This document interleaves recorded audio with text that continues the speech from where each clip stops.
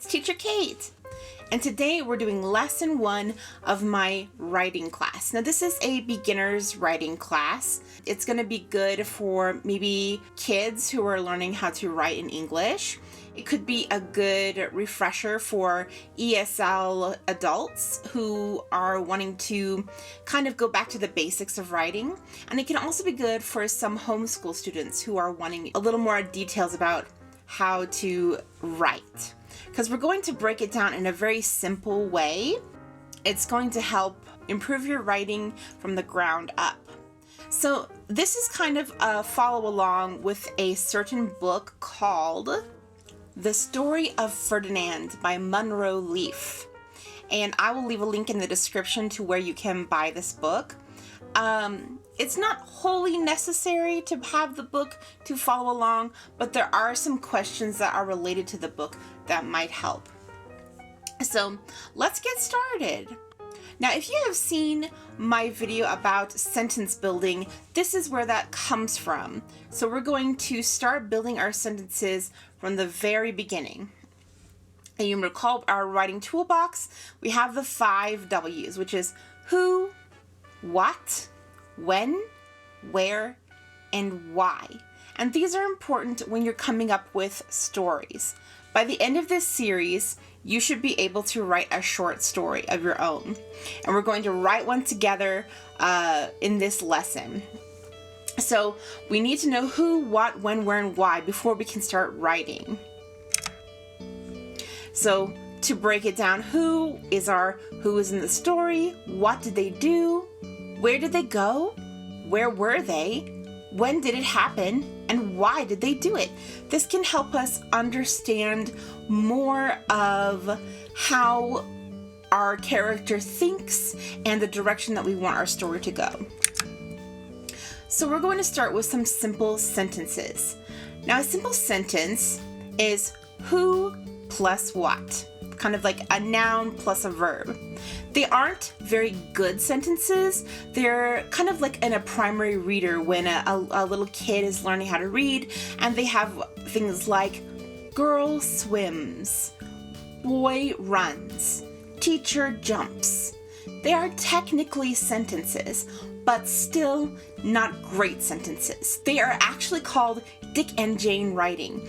And Dick and Jane was an old book series that kids would use to learn to read. For example, see Dick run, see Jane speak, see Jane hop. Very simple sentences. And so that's why it's called that, because these are very, very simple. But it's important to understand what a simple sentence is and how we can expand that. So practice with me now. I have a list of who's, I have a list of what's, but you can come up with your own. So take any of them. Say Josh fights. A dog talks. Now there's an interesting beginning of a story. And pick one of these, give yourself a challenge and maybe do about 3 of them. Try making 3 simple sentences. There's your basic sentence, right? Now here's where we come into Ferdinand. All right, so we're gonna find the who and what in each sentence. Let's do the first and the last one together, okay? So let's read the sentence. All the other little bulls would run and jump and butt their heads together. So first, what is the who? Now, first think about it as just a noun. Let's find the nouns in the sentence. So in this one, you could say bulls and heads is a noun. Now, if we're making a sentence, we want to know who is doing the action, which would be the bulls. So if we want to put who, we would put bulls. Now we would find the what. Now take a look real quick. You can pause the video if you need to. But what is the action? Did you see? There is more than one what, more than one verb. We have run, jump, and butt. Now, in this case, butt is the action of using your head to kind of You hit something, like a bull would go charging and hit it with their head, and that's called butting your head. So in this case, it is butt. So we have 3 whats. So bulls, run, jump, butt. Now let's go to number 6. And we have the matador thought he was very handsome and bowed to the ladies. So if we're looking for the who's in here, the nouns, the matador is a person. Now, if you've read Ferdinand, you know what the matador is. But if you haven't, the matador is the guy who holds the red curtain when the bull charges, and he goes, ole, and he moves the curtain quickly as the bull runs through. So the matador is a noun. It is a person. And then we have the ladies. Ladies are a who. But the question is, who is doing the action in the sentence? And it is the matador. The matador is our who. And then we want to find out the what. Give it a quick look. It is thought. The matador thought. So matador thought.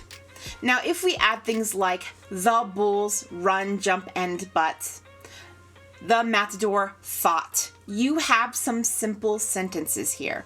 Not great sentences, and no sentence that you should ever write when you are trying to make a creative story, but you have the foundation of a sentence. So let's move on.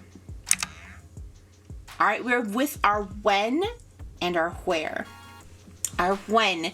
Now, don't get lost in specific times. As you can see here, we have in the morning, last week, 5 o'clock, October, spring, midnight, and even we have a phrase, while I'm sleeping, because that's a time. When did this happen? It was happening while I was sleeping. So you can use a phrase to tell you when. So if you have a simple sentence, who plus what, and you can add things like when and where, that's going to make your sentence much more complex, and it's going to look and sound better. So check out our wheres. Again, we don't want to get stuck with just one word things like school, China, home. But you see, we have phrases at school, in the house, at the library, near my friend, under my desk. So be creative where you can especially be very creative and think about where you are, where in the room, where in the country, where in the city, where in the building. And you can think of those things and put them together. So take some time, pause it, try to make a who, a what, maybe take the ones you made from before, and add a when and a where.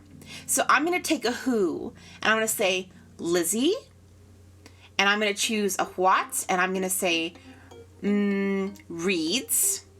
Then I'm going to choose a when, and I'm going to choose Sunday evening, and a where is in the living room. So all together, I can put it together and say, Sunday evening, Lizzie reads in the living room. So you can kind of move them around. Lizzie reads in the living room on Sunday evening. So you do have to add things like on, depending on where you move the phrases in the sentences. And there are better places to put certain phrases. Not every phrase sounds good at the beginning, and not every phrase sounds good at the end or in the middle. So read your sentence out loud and think, is it clear? If I say, she dances once a year on the sofa.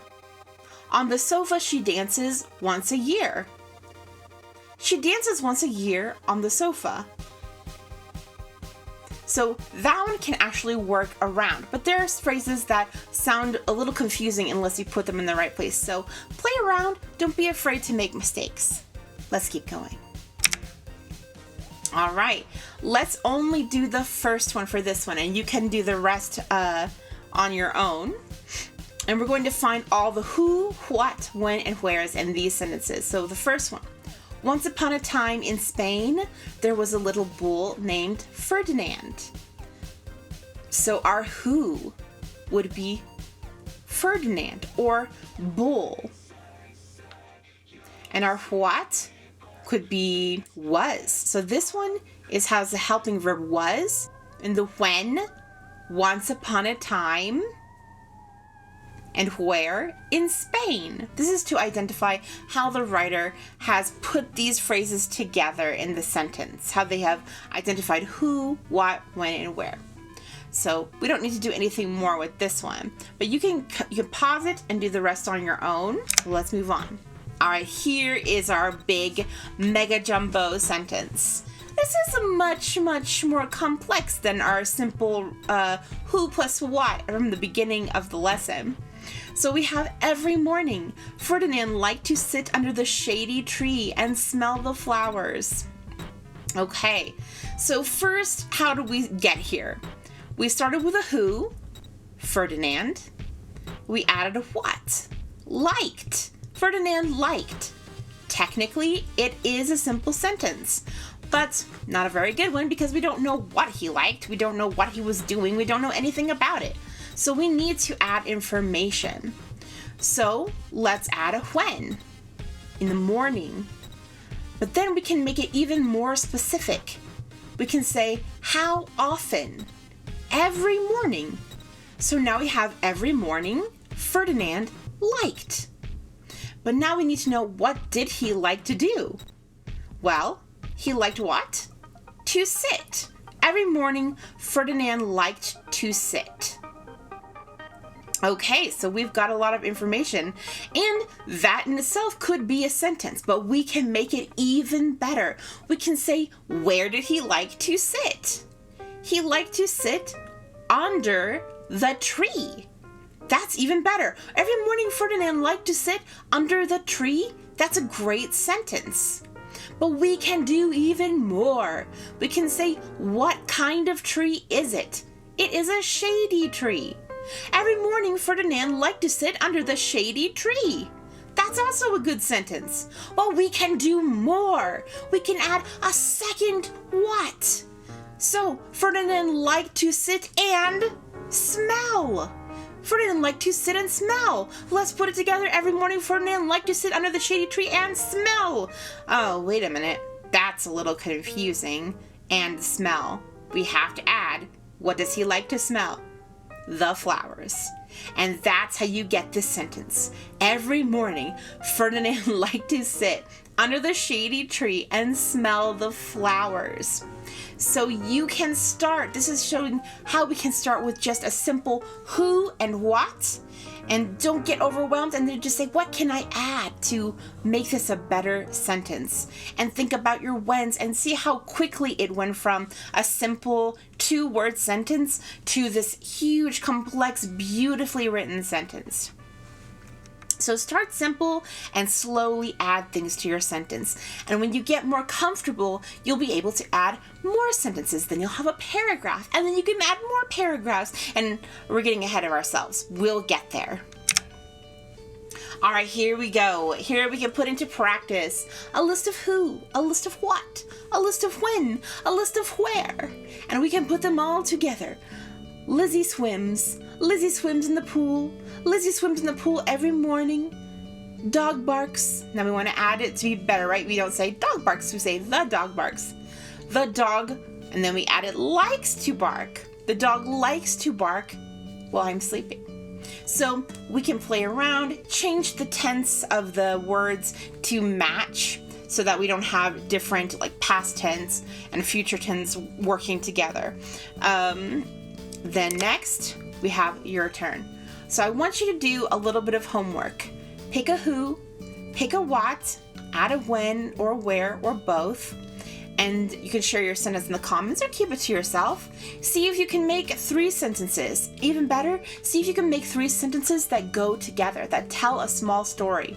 In the next lesson, we are going to start our creative story. So have fun with it, Start simple.